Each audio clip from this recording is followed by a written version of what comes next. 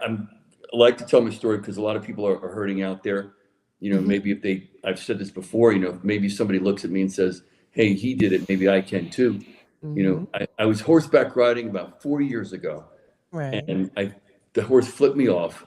I landed, I broke my wrist, and at the same time, I snapped my neck. Oof. Yeah. And I wound up in the trauma unit here in San Diego.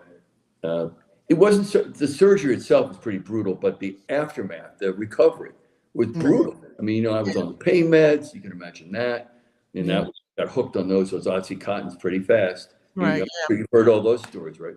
Oh And gosh. Yeah. I mean, you're right. That's pretty good. And then I was a zombie basically. I couldn't move. I could just barely swallow. I, Yeah. I mean, I was just a shell of a person. I was pretty depressed, really. I mean, I can even say at times I think I contemplated saying if this continued, this isn't a life. I Yeah. mean, you can imagine, right? I could barely go to the bathroom by myself, couldn't take a shower. I couldn't comb my hair because it was so much pain. I couldn't sleep other than up like this in a chair. So it was pretty brutal for Yeah. months. But Yeah. I threw away the pain meds. I just gutted it out, and somehow I found music and I had my thumb, I've said this, and I started writing. I can write in my head too. So I Right. kind Yeah. of wrote songs in my head. I found a producer, his name was Alan Phillips, and my singing teacher got my voice back. Right.